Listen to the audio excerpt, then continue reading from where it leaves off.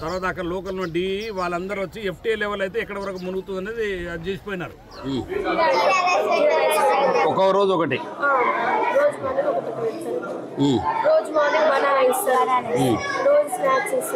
బాగా చదువుకోవాలి మరి,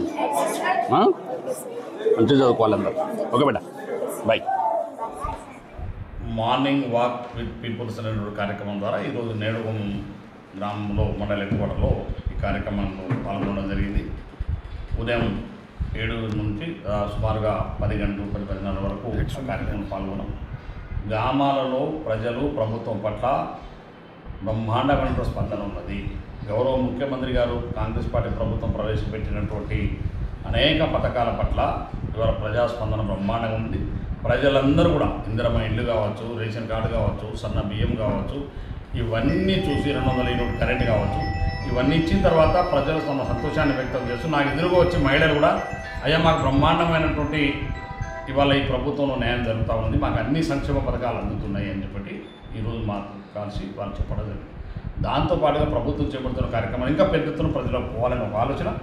దాంతో పాటుగానే ఏదైతే ఆ గ్రామాల్లో ఉన్నటువంటి సమస్యలు ఏవైతే ఉన్నాయో ఆ సమస్యలను అక్కడికక్కడే పరిష్కరించడానికి ఈ యొక్క జనహిత కార్యక్రమాన్ని ఎంచుకున్నాను. అందులో భాగంగానే ఈరోజు నేడుగం మండలంలో నేడుగం గ్రామంలో ఆ కార్యక్రమంలో పాల్గొనడం జరిగింది. అక్కడ అధికారులు అందరూ ప్రజాప్రతినిధులు అందరూ కూడా పాల్గొనడం జరిగింది. అక్కడ ఉన్నటువంటి చిన్న చిన్న విద్యుత్ సమస్య కావచ్చు, మురికాల సమస్య కావచ్చు, చిన్న సిమెంట్ రోడ్ల సమస్య కావచ్చు, లేకపోతే మంచినీటికి సంబంధించిన సమస్య కావచ్చు, అన్నీ కూడా అక్కడికక్కడే అధికారులను వెంటనే ఆదేశాలు ఇవ్వడం జరిగింది. వారు కూడా పరిష్కరించడానికి మినిమం కనీసం 10 రోజుల చిన్న చిన్న సమస్యలను కూడా పరిష్కరించబడాలని ఆలోచనతో ఈ కార్యక్రమం తీసుకున్నాం. ఈరోజు కూడా జరిగింది.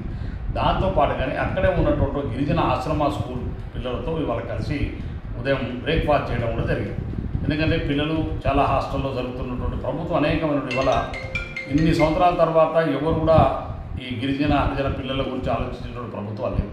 కానీ ఇవాళ గౌరవ ముఖ్యమంత్రి రేవంత్ రెడ్డి గారు అయిన తర్వాత వాళ్ళకు సంబంధించిన కాస్మోటిక్ ఛార్జెస్, డైట్ ఛార్జెస్ అన్నీ కూడా పెంచి వారికి కనీసమైన మౌలికమైనటువంటి సదుపాయాలు కూడా కల్పించాలని ఎప్పటికప్పుడు వారి ప్రభుత్వం ఆదేశిస్తున్న సందర్భంలో కూడా అక్కడక్కడ కొంతమంది హాస్టల్లో జరిగిన చిన్న చిన్న సంఘటన పట్టుకొని ప్రభుత్వాన్ని ముఖ్యమంత్రి గారిని బదనాలు చేయాలని ఆలోచన ప్రభుత్వమైన ఆలోచన ఏదైతే టీఆర్ఎస్ పార్టీ చేస్తూ ఉన్నదో దాన్ని ఇవాళ స్వయంగా నేను పరిశీలించినాను.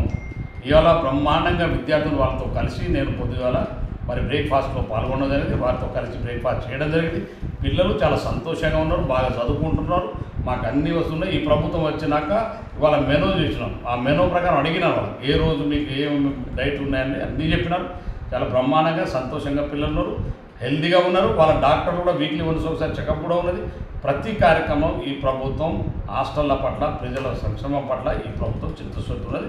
రేవంత్ రెడ్డి గారి నాయకత్వంలో ఈ ప్రభుత్వం కాంగ్రెస్ పార్టీ ప్రభుత్వం చాలా స్పష్టంగా ప్రజలకు న్యాయంగా నిజమైనటువంటి మరి ఈ ప్రభుత్వంలో ఉన్న ప్రతి వారికి న్యాయం జరగాలని గౌరవ ముఖ్యమంత్రి ఆలోచన దాని అనుగుణంగానే ఈ కార్యక్రమం జరుగుతాం.